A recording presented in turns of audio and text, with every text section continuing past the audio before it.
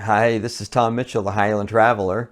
I'm back here in my studio and I'm going to start editing some of the photographs that I took on my last outing at Clay Lake, Utah in the high Uinta Mountains, where I tried to photograph the Perseids meteor shower. I didn't get anything of the meteors that I liked, but I did get some really cool shots of the Milky Way with the Andromeda Galaxy. So if you're new to astrophotography and you'd like some pointers and some help, sit down and get comfortable and enjoy this next episode.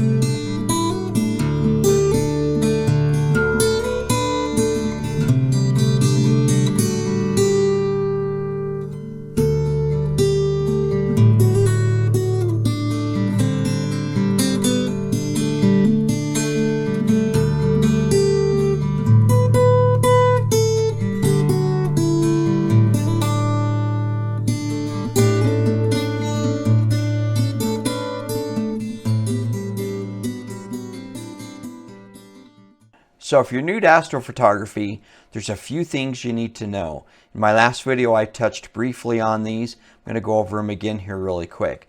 The first thing you need is a camera that has a manual control setting so you can control the three things that cause a good exposure. You've got ISO, you've got shutter speed, and you've got aperture. The aperture is on the lens. So ISO changes the sensitivity of the CCD, which is the digital film, as it were. You will also get more noise, or what old school guys like me call grain, the higher you go on the ISO. But for astrophotography, it's very important that you use a high ISO to capture as much light as possible. I'll get to that in a second. The second thing is shutter speed. The shutter on the camera opens and closes for set amounts of time. Like if you're shooting sports photography, you're going to want to use high shutter speeds of 1,000, 2,000, or 4,000ths of a second. For night photography, you're going to be using really slow shutter speeds of 10, 15, 20, 25, 30 seconds or longer if you're using a star tracker. So the shutter opens and closes and allows light in, and the longer it's open, the more light can get in. But the longer that it's open, any moving object will begin to blur depending on how fast the object is moving and how long the shutter is open. The third thing is the aperture on the lens. So on a lens, you've got aperture settings. This is an old school lens. It's actually my Rokinon 14 that I do most of my night photography with. And it's got an old school aperture setting ring. Most of the new lenses don't have this. This, set at 22, leaves it in auto mode so that I can change the aperture setting on my camera. But how this works, the aperture is the wide opening on the back of the lens there. How large that piece of glass is, the opening on it is what's known as the maximum f-stop, the maximum aperture. So if you look at this, I've got it stopped down to 22. As I change that, it opens up and gets wider and wider. So that's now at 2.8, which is about the slowest you want to go for nighttime photography. You can go a little slower. When I say slower, I mean the more that is closed up like that, the slower the lens is going to be in photography terms. So f22 is really slow and 2.8 is fairly fast. There are faster lenses you can get, but you really want to start with a good lens, something that's got at least 2.8 if you can. So the wider that is, the better, the more light's going to come in. So you've got two things that cause light to come in the camera. You've got the shutter speed, which opens and closes for fractions of seconds or seconds, or even minutes if you use it on the bulb setting. And you've got The aperture, which is opens and closes, you set at a set spot, and it will allow so much light to come in. So you need a good camera that you have manual control settings on, that you can set the ISO manually, the shutter speed manually, and the aperture manually. That's very important for night photography. The second thing you need is the lens. A good lens that has a maximum aperture of at least 2.8 or faster. You can go with something a little slower like a 3.5 or even a 4.0, but you'll have to increase your shutter speed and or your ISO, which can cause the stars to move, getting star trails or more grain or noise in your photograph because you've had to go with a higher ISO. So get a good lens. This lens is a $300 lens. It's made in Asia, I believe in Korea, by Samyang Company, sold in America under the Rokinon name, and it's a great lens. If you get a good one, their quality control isn't the best at the plant, and so you may get one that's got some fall off. It's blurry on an edge. If you order one from like B&H where I got this, test it out. If it is got the light, if it's got some blurriness on the edges, send it back. They'll replace it as long as you do it within the time frame. And I actually got Rokinon to send me a new one for, I think it was $130 with shipping. I shipped my old one back and they sent me a new one. And it's a much better lens than my other one. So you need a camera with manual setting, a good lens with a fairly fast or wide aperture. You need a tripod so that you can set your camera on a stable platform, and you need a good stable tripod, not a cheap inexpensive one. And you need a cable release or an electronic timer of some kind. I have this that I use sometimes. This goes on the hot shoe and plugs into the camera, and this is a remote that fires it off. I use this sometimes. Sometimes I just use an electronic release that I can hook into the port on my camera and just fire it off with the cable attached to the camera. But you need something like that. If you don't have something like that, you can use the self timer on your camera to actually push the button, stand back, and let it fire off. You want to set it for night stuff for at least 5 seconds, maybe even 10, so that once you push the button, the camera quits shaking, because there's going to be a little bit of shake. And once the camera quits shaking in about 5 to 10 seconds, then the shutter goes off and you're good. So those are the things you need to shoot night photography. So to get good exposures, you're going to want to set your ISO up high. Some people think, well, 2000 should be good. It's not. So a good starting point is about 6400 ISO. That's a good starting point to start for having not a ton of noise, but a fair amount of sensitivity, which will help you pick up the night sky. The second thing is having a shutter speed in a realm that will allow enough light in. So you're going to want to start at like 15 seconds. I usually shoot at ISO 6400 at 20 to 25 seconds. I can go 30 seconds on this lens, but it depends. At 30 seconds, I will start to get a little bit of star trailing on the edges, but it's not that bad. So you want ISO of 6400. Shutter speed, you want to start it somewhere in the realm of 15 seconds. I usually shoot my first couple ones right at 30 seconds because that helps give me some light that I can see my composition and adjust it as needed, and then drop the shutter speed back to about 20 seconds. The third thing is just having the aperture on the lens wide open, as wide as it'll go. Like on this, it would be at 2.8. So that's your starting point. So now that we've covered some of those things, let me show you how I edit some photographs that I've taken. So if you don't have Lightroom and Photoshop, you really should get them. They really make a big difference in being able to process your images and really control after you've taken a photograph.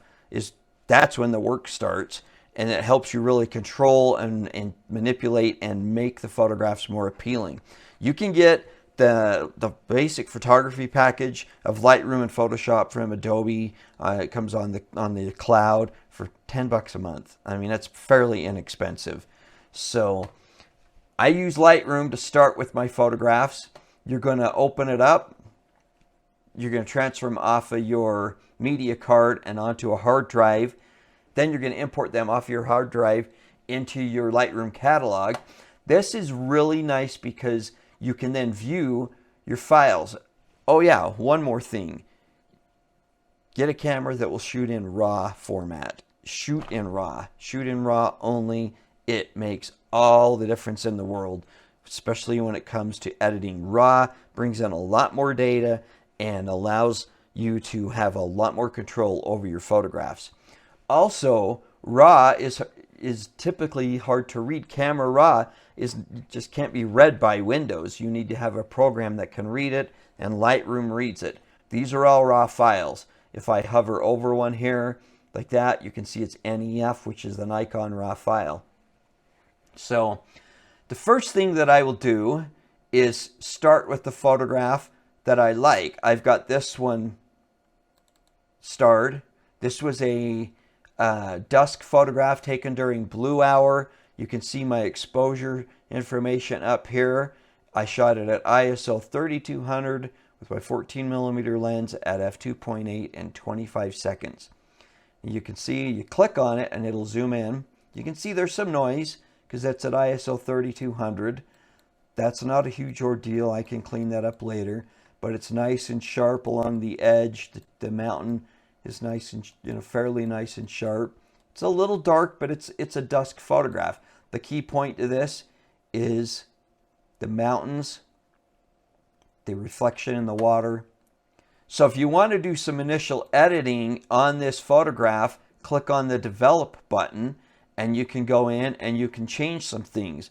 For instance, if I want to brighten it up a little bit, once you hit develop, you've got options over here, slider options. So if I want to brighten it up a little bit, I can bring up the highlights, which is going to just bring up those highlights a little bit.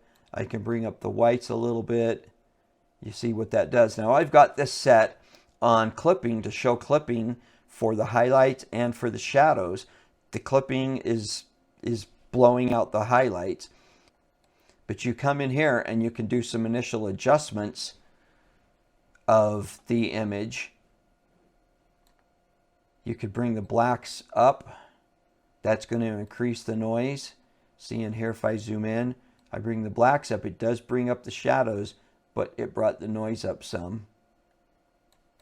But I could bring it up a little bit. Then you've got dehaze, you've got texture, clarity. Those are things that are going to affect the noise structure. You see that? That's really soft because it's no noise. You've got clarity. These are same thing, contrast and noise adjustments.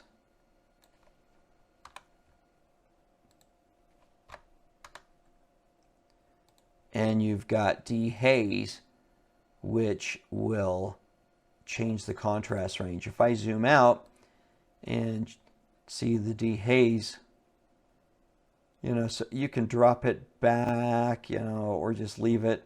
A lot of times on my non-night photography, I will bring in some dehaze just to help give them a little bit more punch. And then you've got vibrance and saturation. We're not going to touch those. But if you wanted, this is something I will do on a standard photograph actually, these kind of adjustments. So if I wanted to use this photograph taken at blue hour with that night sky, you can see the Milky Way there, I would, to make it more pleasing, bring on that sky in a little bit more. This is, just an example. That's not a meteor, that's a plane. You can tell by looking at it close. See, I do have some clipping in the stars. I don't care about that because they're white. They're going to be blown out. I could back off the highlights some, but then I start to lose that sky. I mean, it brings the foreground a little bit more pleasing. I think that's Andromeda Galaxy right there.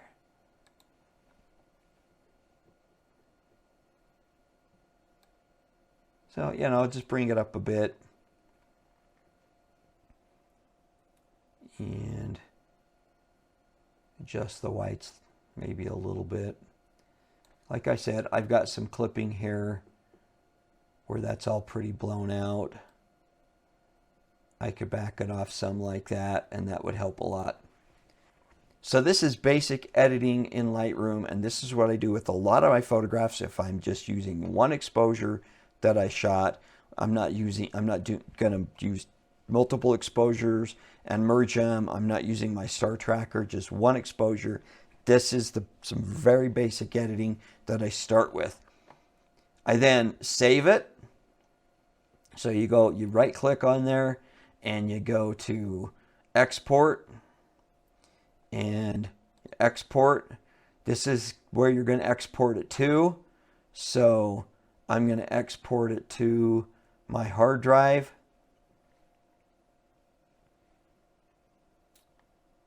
Where is it? I'm going to export it to my 2021 file, to my Clay Lake, to my working on folder. Not going to change the name of it. Come down here, and I've got to set these back because I was working on my on putting some images on my website. Set it to TIFF. Don't resize it. Set that back to 300. Take away the sharpening. Turn off the watermark. So now I'm going to be exporting that as a full-size TIFF file. And you hit export. Now it's going to run it over to my hard drive. It's showing the exporting status up here. I've got it set so when it finishes exporting, it opens up a window so I know it's done. Now I'm going to come over to Photoshop, and I'm going to go to the working on, and this is that picture. I'm going to bring it into Photoshop. So this is it in Photoshop. The first thing I'm going to do is enlarge it up to about 67%, and I'm going to clean that up. I could use the spot healing brush with this one because it's dark enough in there. Just enlarge it up.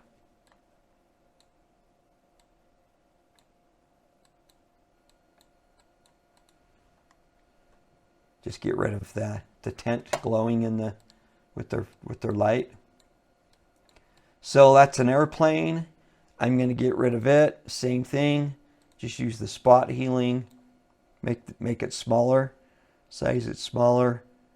And just swipe along here.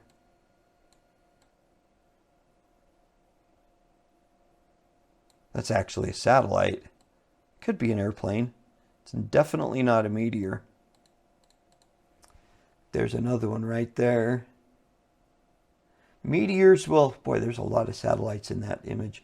Meteors will always have one end brighter, or in this inside here, something will be brighter. It's not just a solid streak.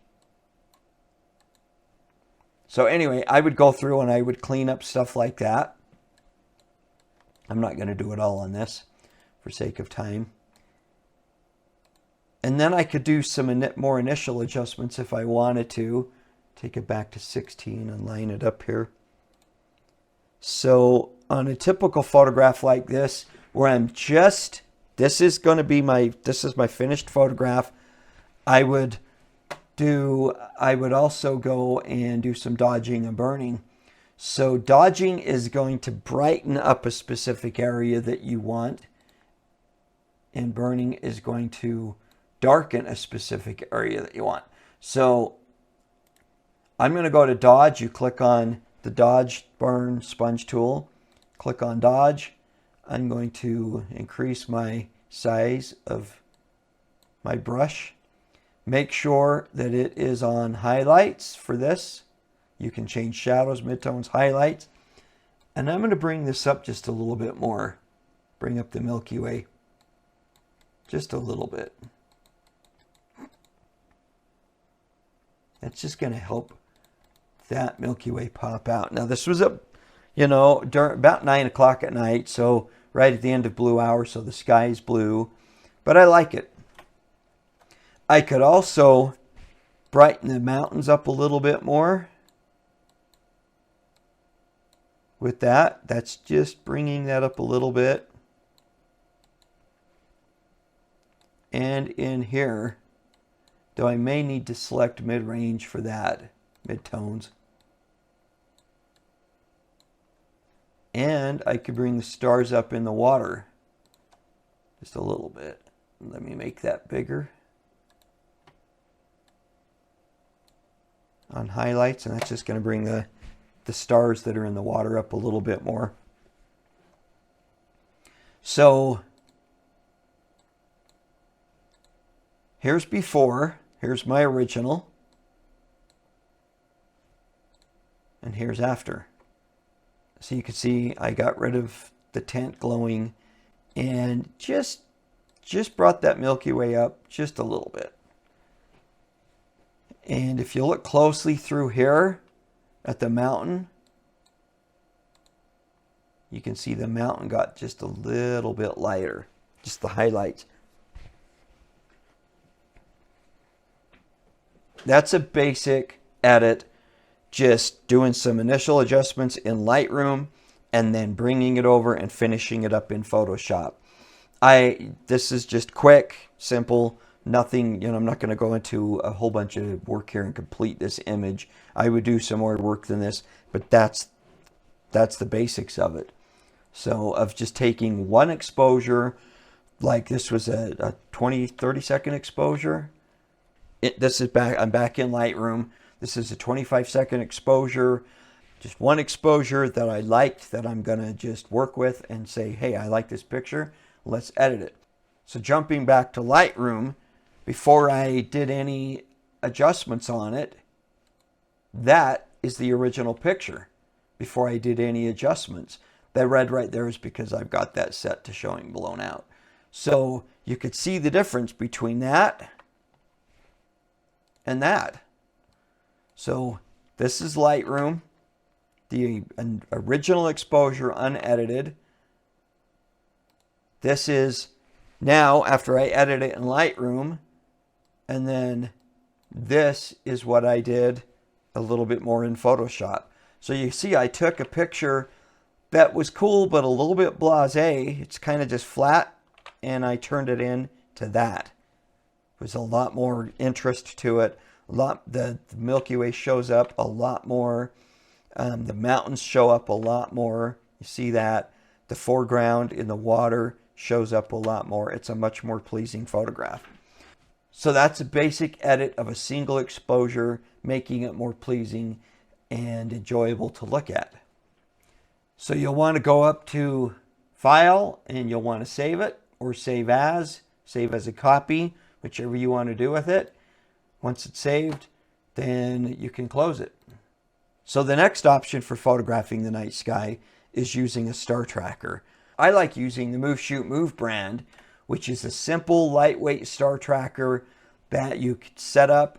You'll polar align it to the North Star, and it will track the sky. So in my last video, I talked about that and showed the basic setup. This is the tracking device. It's a battery-powered star tracker. This is the Move Shoot Move brand. So you basically take one of these, and I'm not going to go into great detail, but you polar align it to the North Star. The North Star is going to be right up in there somewhere. Hopefully these clouds pull out so I can see it. Isn't this just gorgeous? And so you polar align it to the North Star using a laser. That's what I've got here, a green laser, which will get you in the ballpark. If you want to do really more accurately, you could use a polar scope, which you look through that and then align the center, the crosshairs in the polar scope to the North Star. So I'll get it in the ballpark with the laser and then dial it in with the polar scope. I'm using a special head here called a wedge head. It's got very precise movements for adjusting it up and down You can, let me unlock it there. You can adjust it up and down and see it turning this way. You can just dial it in really nice this way. And then side to side adjustments on this unit. You turn both knobs at the same time, opposite directions, to adjust it side to side. You need a very precise head. A standard ball head is just not precise enough to really get it dialed in and locked on the North Star. Then you have a standard ball head that attaches to the unit, which your camera is on. So once this unit's polar aligned to the North Star, then I could turn around and shoot south at the Milky Way and it will track. So photographing the night sky with a tracker, you can do much longer exposures. The move shoot move is fairly accurate with a wide angle lens for 3 to 4 minute exposures. If you really get it dialed in to the North Star, you can do longer exposures. So most people keep it in the 3 to 5 minute range. So this one is one that I shot with that tracker. The tracker will track the sky, but the foreground is then blurry. You notice it's soft. If I zoom in on it, look at how soft the mountains are because the tracker was moving with the turn of the earth. This was a 3 minute exposure. 194 seconds was just over 3 minutes. You can see the stars are pretty sharp. Some of that is atmospheric and lens, but they're pretty sharp. You know, my focus maybe could have been a tad bit better, but I don't think so. Looking over here on the edges, you can see a little bit of light fall off and just a little bit of blur on that lens and a tree. So that I didn't get. So the foreground is blurry. So with a shot like this, you need to take and cut out the sky and take another photograph and cut out the foreground and then blend these two photographs. So let me show you how I'm going to do that. So to merge two different photographs, I like using Topaz Mask AI. I'm not going to go into great detail about using this program, but in a nutshell, this is what I do. I'm going to mask this foreground out and get rid of the sky. In this one, I can actually click sky, and it's actually detected the sky and masked it itself around. It's going to get rid of the red, is all going to be deleted. I'm actually going to select a brush also. I'm going to zoom in to 100%. And I'm going to get it to pick these trees up a little bit better.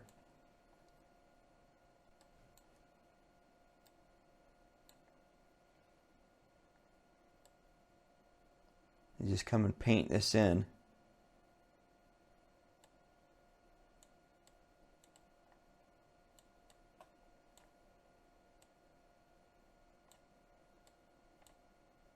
So the blue is area that it's going to save.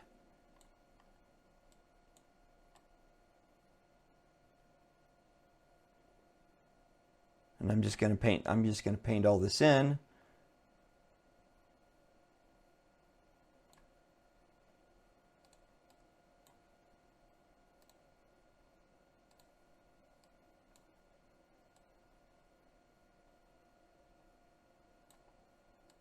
So there's that painted in. I could actually go to green.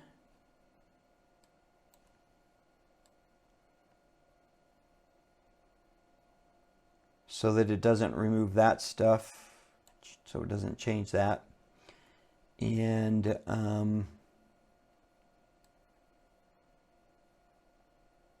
I'll fix that in Photoshop. So now I'm just going to tell it to compute the mask. And you can see this was before, this is what it just did. If I zoom that up, Let me go to single view. On this program, if you go to single view, you come up and just click keep, and then it'll show it to you. So now I can, I mean, look at that. That did a really good job. This program is hit or miss, and sometimes you have to do a lot more cleaning up, but this picture really just, it just took that sky out really well.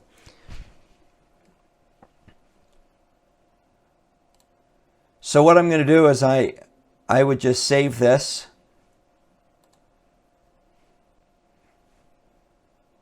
Make sure it's in the right file folder.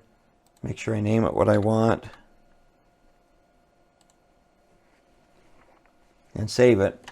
And then I would do the same thing with the sky. I would then take a picture that I liked that had a sky, the sky that I liked from that night, and do the same thing but cut out and save the sky. And then I merge them together in Photoshop. So let me show you how I'm going to do that. So I'm going to open up Photoshop. So here's one that I already did.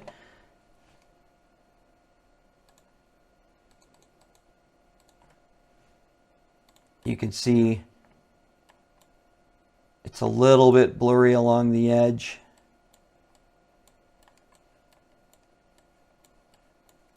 But it got the trees pretty good. This is going to be pretty easy to fix. Then I'm going to go to Place Embedded, and I'm going to get my one I like of the sky right there.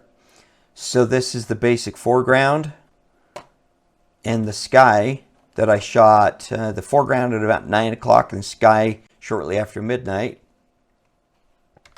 Hit enter to place that. So Photoshop, you're working in layers. I'm not going to go into great detail about this, but you see you can switch the layers, put one on top of the other, and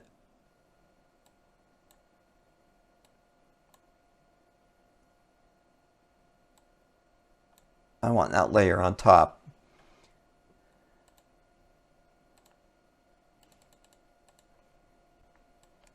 So I'm going to zoom in here. So what I'm going to do here is you see this line and places like that where they're not lined up. I'm going to click on the layer of the sky, and I'm going to clone in. The cloning in the sky there is actually bringing up the layer of the mountain of the background. So I'm just going to come along here. You want to move your selector around so you're not getting too many repeating patterns. And I'm basically just going to go through this, cleaning up that edge. You check it in places that might look sketchy. Also, the tree up here. You can see some black. Actually, that didn't do too bad. But you can still see the tree there. So, you know, clean the tree out, the branches of that tree. So I'm just going to use the clone tool. And you want to try to keep things looking good. You see how it's darker on the edges. You don't want to duplicate stars. But you just kind of come in here and you're going to clean this up. If you're not familiar with Photoshop, the clone tool, you have right here size and hardness. So the hardness is going to make it, if I set it really hard and come over here, you see the edges around there. So you typically want it softer. You can adjust the size up. And when I do this, I come back and look for any duplicate stars and kind of clean them up. I mean, that's not perfect, but you get the idea. And then come back down here. Oh, look, there's Andromeda Galaxy. And I'm just going to come back down here and I'm going to clean this up all the way around.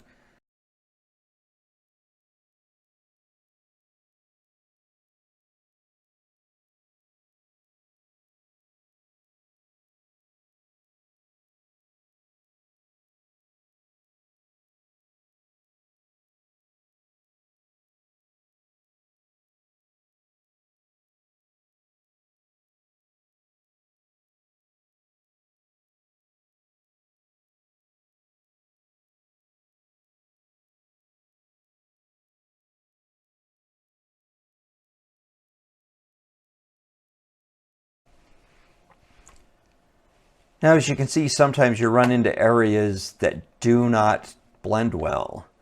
Right through here. Trying to find an appropriate spot in the sky to clone can be a royal pain sometimes. It just, you know, it starts to not look right. So you just kind of have to play a little bit. Even that doesn't look right.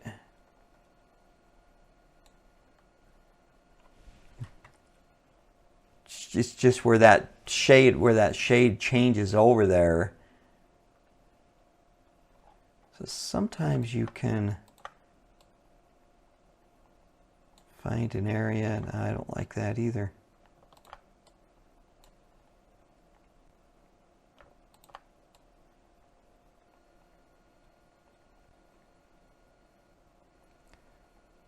The reality of it is that you're the only one that really knows.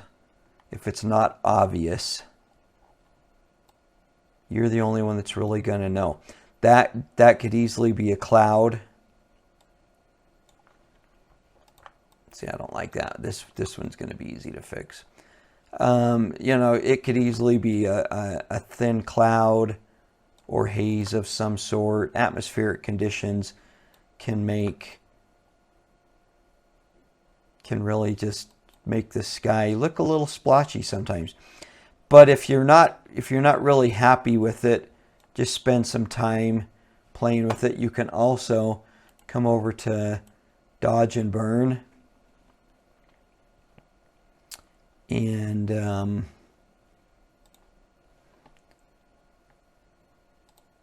go to Shadows and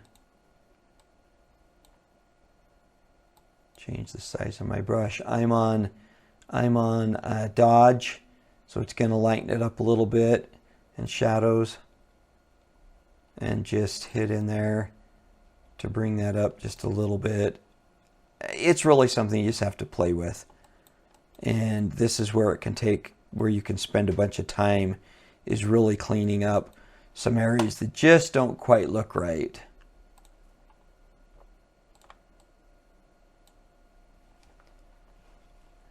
And I also find that if you back out,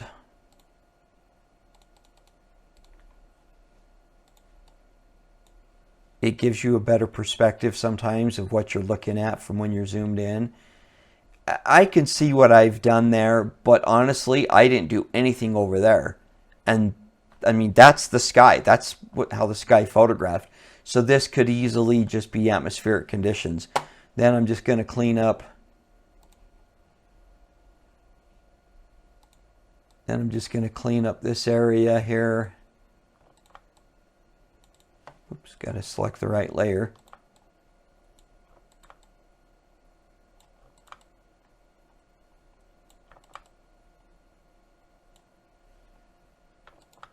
And their tent, where those guys were camping.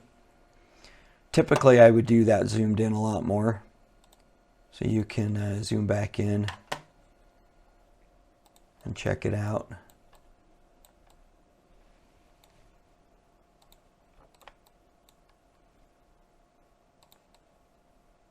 Oh, yeah, see right there.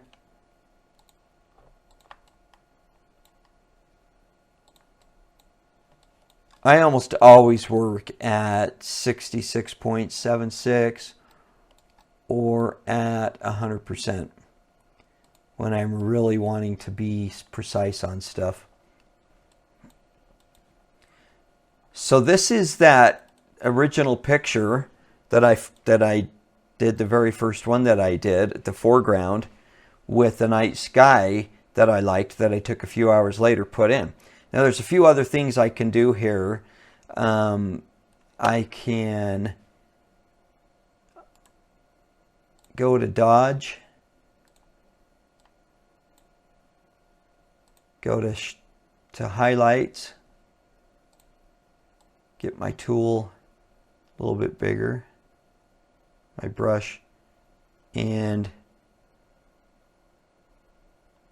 bring these mountains up a little bit more.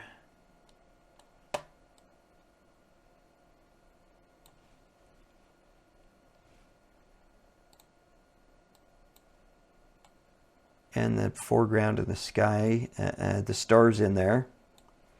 I could also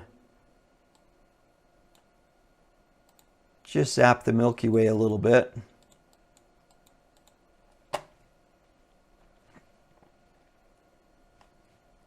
And then go to Burn, Shadows, make sure it's on Shadows.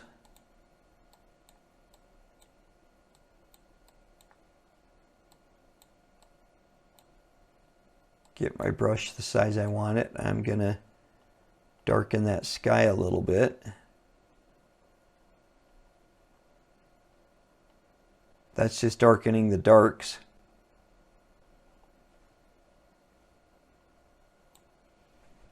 I would generally be more precise than this. See how green the sky is compared to the water? I'm not liking that. So I'm going to go to the magnetic lasso and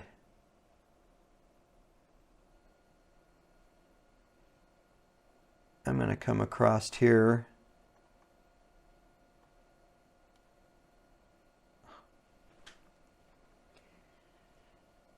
And I'm going to try to match the color of that water to be a little bit more closer to the sky. So I'm going to come up to Adjust and Color Balance. And I'm going to just bring up some yellow.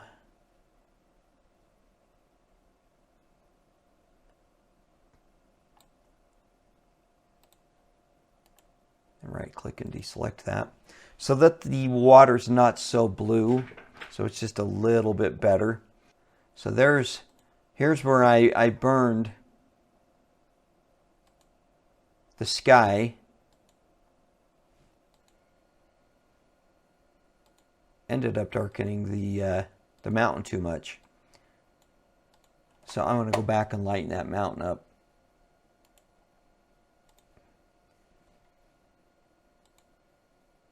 I'm going to go to midtones.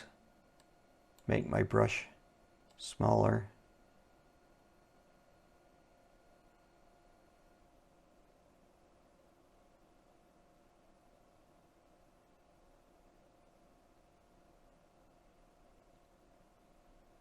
Because I want the mountains a little bit brighter.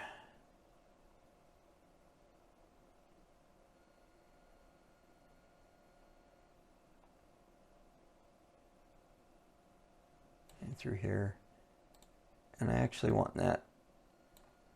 I want this area to be a little bit brighter. Bring the stars up just a little bit. So you can see here what I just did. See how dark that is, and just how I brightened it up a little bit. So that's it in a nutshell of merging two photographs. That's a very quick overview of how to do it. I'm not trying to be really precise or accurate with this for the sake of the video, but you get the idea of it. Taking two different photographs. I had moved my camera a little bit from one to the next. That's why you saw the trees were misaligned, but that's easy to fix. And you know, it was just a simple go through. If you don't move your camera at all, it will help make blending them better. You're still going to have some blurriness because the star tracker blurred the foreground and to make the stars nice and sharp. So you'd still have to go through and clean it up, but there wouldn't be as much stuff to clean up. As far as that goes, there won't be trees you have to completely remove because they're there. The third way to shoot night sky photography and edit it is called stacking. In this technique, you shoot multiple exposures, 10, 15, however many you want, honestly, all at the same exposure, meaning like ISO 1600, wide open at 2.8, and 10 seconds, 10, 15 seconds. You shoot all these photographs just in sequence, and then you stack them into a program like Sequator. There's other programs out there. It's basically overlapping all these image files one on top of the other, which cancels out the noise of the previous one. When you photograph at a high ISO, you get a lot of noise, as I've said. Well, each shot, the noise is going to have a different grain structure to it.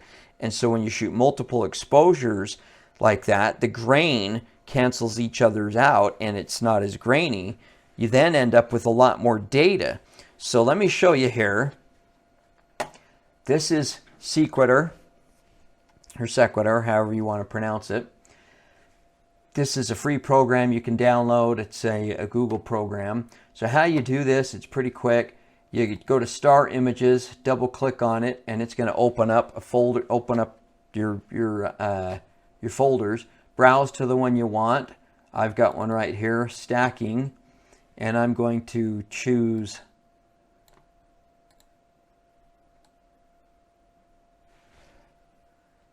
these 9. These are all virtually the same exposure. So that's loading them up, and it's going to just automatically select the base image. Here's the base image, is what you're seeing. This is automatically selecting the base image. If there was something that you didn't want to be in that base image, like an airplane moving across the sky, something like that, you could select a different base image. You've got other controls here like noise image and vignetting images. These would be like uploading an underexposed image to control the noise.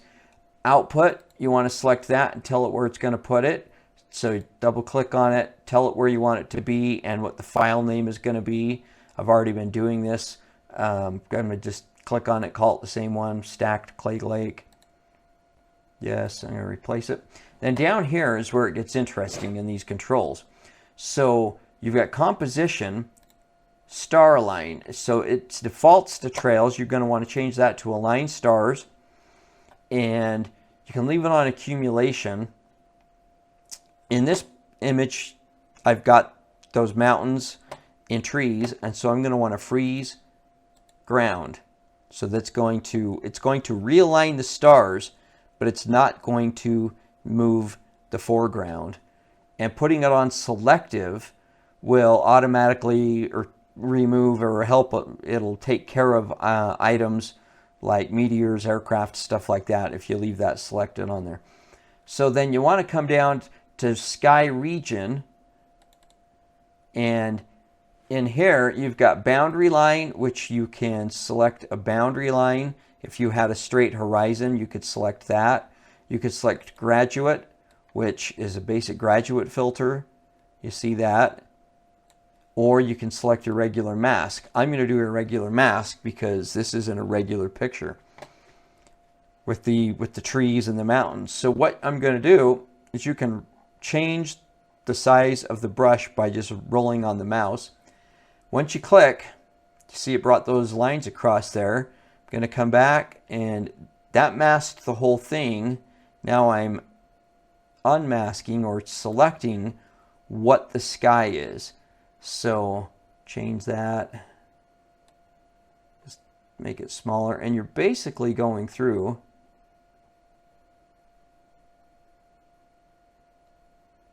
and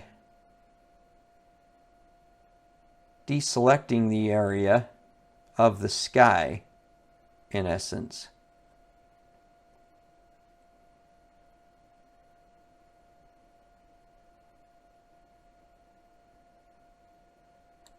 And then I'm also going to want to do that down here in the water so that it aligns the multiple images in the water also. So otherwise I would end up with virtually no stars in the water. So I just come across here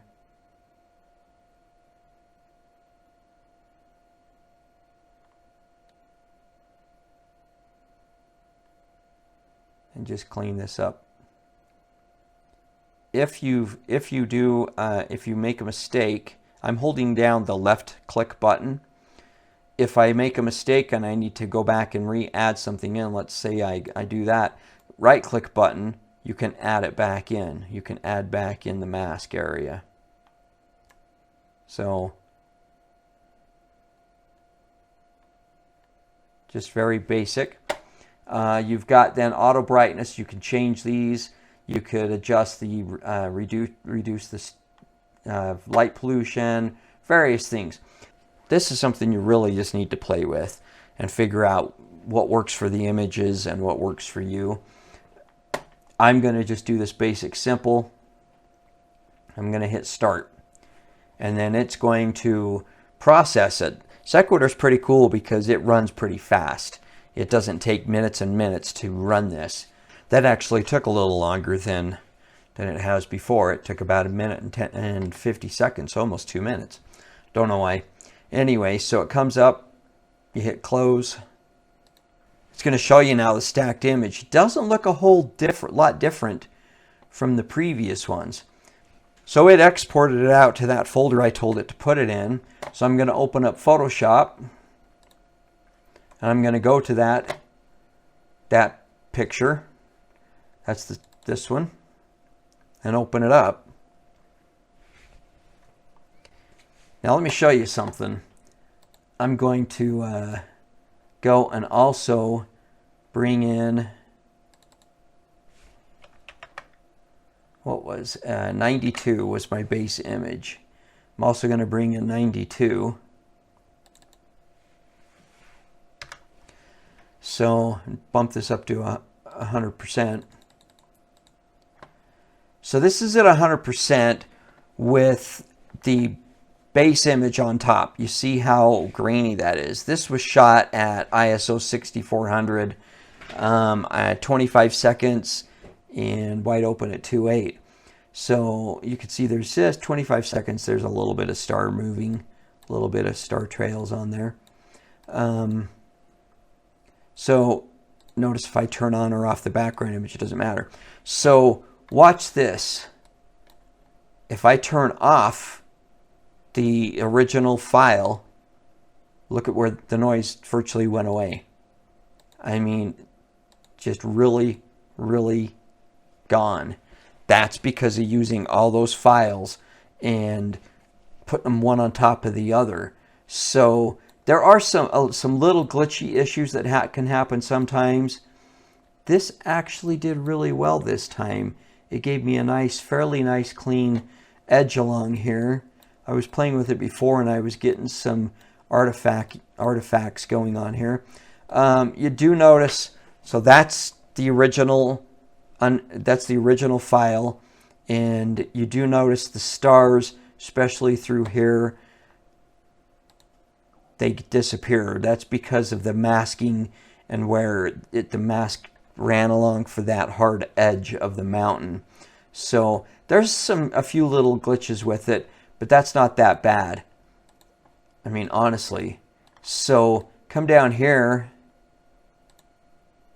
and this is in the water. This is the original file, and then that's with them all stacked. So I've lost a little bit of the brightness. Those exposures I selected may not have all been the same exposure, because I had some in there that were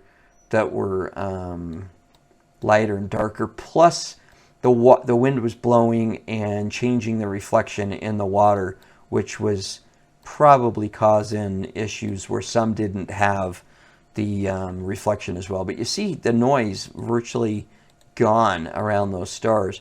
If I zoom back out here, put this back at 25%, you can see, you've got some stars. There's Pleiades. That's the constellation Pleiades that came up. This was about 2 a.m. that I shot this. That is these guys that were camping over there left a night light on. I think it was one of the scouts. There's a group of scouts over there. All right. So at this point, you could start working on this if you wanted to. In Photoshop, you go to Adjustments, go to Levels. You could bring the whites up. You know, you can do this in curves or levels. That's the midtones. Now, mind you,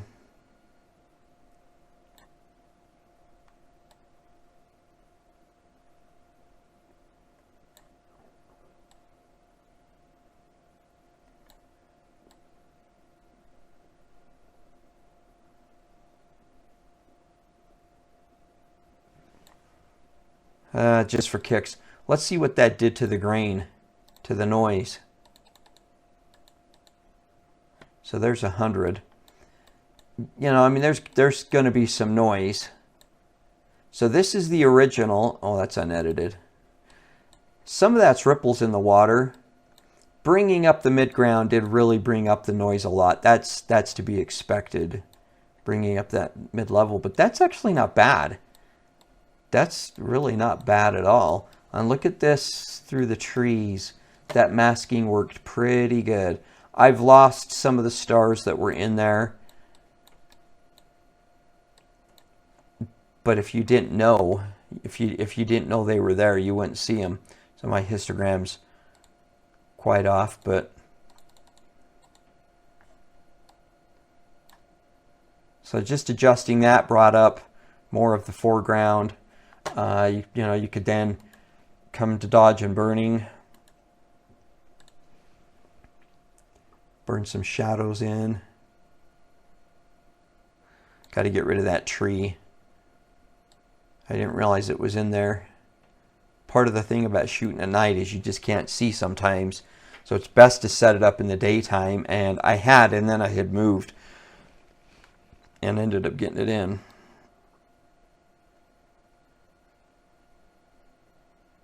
Yeah, just darkening that up a little bit. And do some little bit of burning. And bring that up just a little bit more. So, you know, you're just going to sit here and play with it.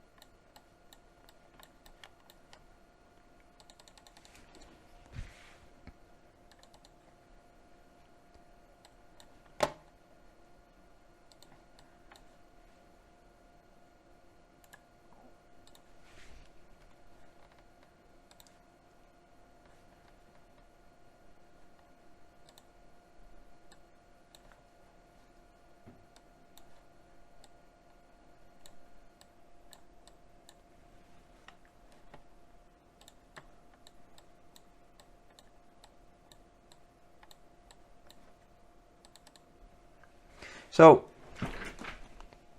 basically just go through and, you know, at that point and do some editing on it.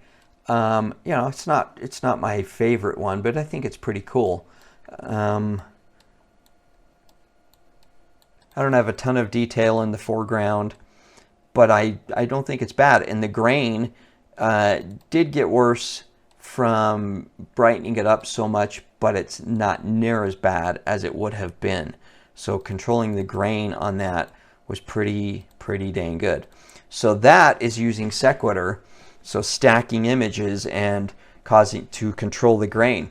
Now the very last step with this,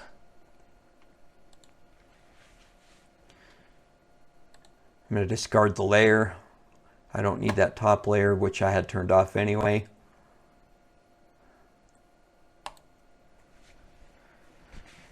So the very last step with shooting night photography is dealing with the noise. You're going to have noise in most images, even stacking, you can end up with noise. I like noise reduction programs over what Photoshop offers. There's some noise reduction in Photoshop that works pretty good. I personally like Gigapix, the Gigapix AI Noise Reduction software. So I'm going to leave Photoshop open, but I'm going to close this file. And I'm going to open up Gigapix Noise Reduction software. I use this noise reduction and the sharpening on it a lot. Even in daytime photographs, I will use the noise reduction and sharpening. So let's come over here. It was that one I just worked on. Let's just do it. It was the stacked. It opens right up at 100%. I've got this set on low light, and I've got it set on remove noise 11, set on the 11 scale, and enhance at 7, and color noise reduction at 12. I think that's what it defaulted at. So if I come in here,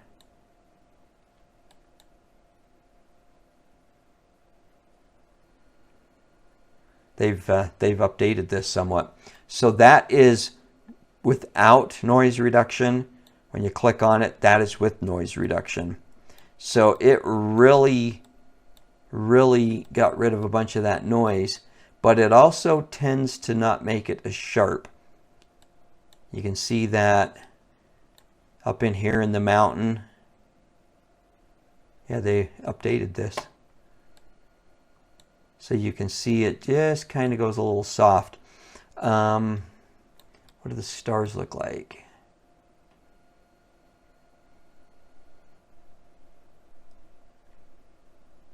So there's updated. So there, see, it's not bad up here in the sky. You can't hardly tell the difference. So I'm going to come down here into an area where there's a lot of noise.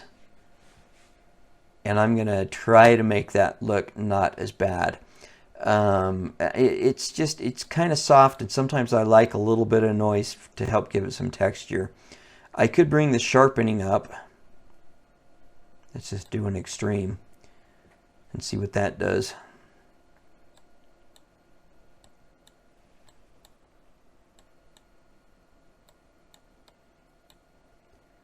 This rock right here is a good one to look at too. See how you want to find areas that are good to look at, that are going to give you a good idea of what it's doing, because you might not see it in the sky. And you also want to watch in the trees in a shot like this. See, I don't see much difference. There's a little bit of softness happening from that noise reduction. From the noise reduction causing the trees to be a little, so that's without noise reduction, that's with and causing the trees to just be a little bit soft, but that's actually not that bad. So you would just play around with the noise reduction software that you're using and get it to a level that you like.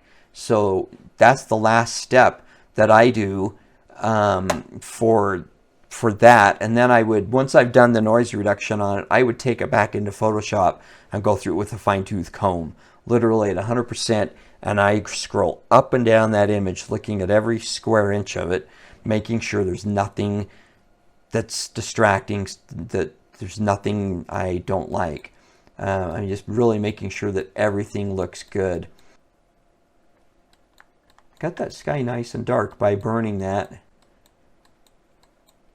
This is at 100%, so I can go through, you know, with this. They updated this. This is nice. Before I would drag it and it would sit there and make me wait before I could move it again. Right here, you see a little bit of this artifact going on right there before the noise reduction kicked in. So the noise reduction helped clean up some of that artifacts. It did give a little bit of a blurry horizon right here. But it's actually not that bad. That star right there looks good. It actually popped it out a little bit better. I've still got to go into Photoshop and get rid of that tree if I want to keep this image. It's not bad. I like the image because I like the Pleiades. So, you know, you go through, mess with it some more, figure out what you want exactly, and then I will take it back into Photoshop and clean it up. All right, if you've made it this far, you deserve a great big thank you. This has gone really long, but I'm almost done. So it's a lot to cover, so I really appreciate you watching it this far. So here I am back in Photoshop. I'm going to just recap this. This is the first photograph I took. This was the base that I actually used for making my merged photograph, where I blended this foreground into another sky. But so this is unedited raw. This is the edited version of that. So unedited, and then what I did in Lightroom and then in Photoshop. This is the finished photograph. I'm really happy with this picture actually. For a blue hour shot where you can get some of the Milky Way, Andromeda Galaxy right there. I just think it's a very pleasing picture. And then this is the foreground that I used for the merge. So this is the sky I used for the merge, and you can see the foreground is blurry. And then this is the merge. This is my finished merged picture. So this was the edited picture of the foreground and the sky.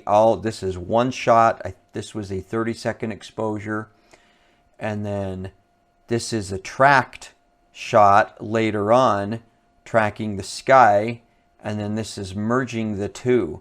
So notice the sky is not changing. The foreground is, because I used a different foreground, but the sky doesn't change in that, except for the editing that I did to it. So this is unedited, just track shot, unedited of the sky, and then this is edited of the sky and dropped into my foreground.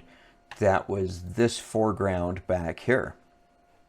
So I really like how this one turned out. It's not completely perfect, but I think it's good enough. If I zoom in here, I mean, good enough, you know.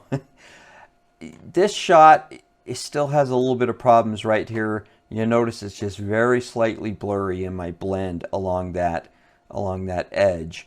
It's not as crisp as it could be all the way around. Most of that, it's a little better over here, but most of that was from the masking. And that's just something that sometimes it's just, you know, the way it is. Honestly, this is blown up to 100%, which is 60 by 90 inches. Most people don't order sky shots from me. If they do, they're ordering something that's in the realm of a 24 by 36, which would be something like 50%. You know, you just can't see those issues unless you blow it up huge. So I'm happy with this. I really like how this one turned out. And then this is the base for the stacked image, unedited. Just this is a 25-second exposure. So this was 12 images stacked, and then ran the noise reduction on it too. But I like this. This is not bad. It's not really colorful. This was at 2 a.m. so the sky had gotten pretty dark. This is actually the light from Evanston, Wyoming. That would be, because I'm looking due north. I mean, Evanston is pretty much just due north from there. It's got some city glow, but blowing that up to 100%, you can see. And this was after I ran noise reduction on it, but there's just not any grain. It gets a little bit just soft through areas. I'm doing the noise reduction, but I like it. I mean, for what it is. And it was a good example of a stacked photograph. My favorite of this whole night was probably that. I really like that. I like the blue, the warmth of it with that red little bit left of that evening sun glow just hitting it, which just hitting those mountains, which really make it just kind of warm. But I really like the merged also. The merged, the sky is pretty green. There was a lot of green air glow, and I warmed it up some even, and it's just still got a lot of green because that's what it was. I mean, the raw image, look at how green that is. That's the raw unedited image. There's a lot of green in there. Some of that's air glow. Some of that could be the lights from Evanston, but I don't think so. I don't think they had a green cast to them, because when you look at down later on that night, that's a raw unedited image in 25-second exposure, and you've got a little bit of green there, but not much. I did not bump the saturation up on any of these, so, but I like this shot. I think this is a really cool, pleasant shot. This over here on this edge, the distortion from the lens, I tried to fix it, and I just didn't like how much cropping it did to actually fix it, and so I'm like, it's fine. I mean, it's a wide angle shot. You're going to have some distortion on some trees. Overall, I'm really happy with this photograph. This one and this one are going to go on my website, because I really like them. This has just turned out nice. It's, for what it is, it's a great shot, and it's got a lot of neat interest. The Andromeda Galaxy right there really standing out. The northern part of the Milky Way. I believe that's the North Star right there, but I could be wrong. So I'm really happy with how these turned out. I had a lot of fun. Just a quick overnight trip on a work night, no less. It's too bad I didn't get any shots of meteors, but you know what? To me, it's more about the journey than it is the destination. I've said that before. It's just about getting out there and having fun. So I really hope you enjoyed this video. I know it was long, but there was a lot to cover, and I hope you learned something from it.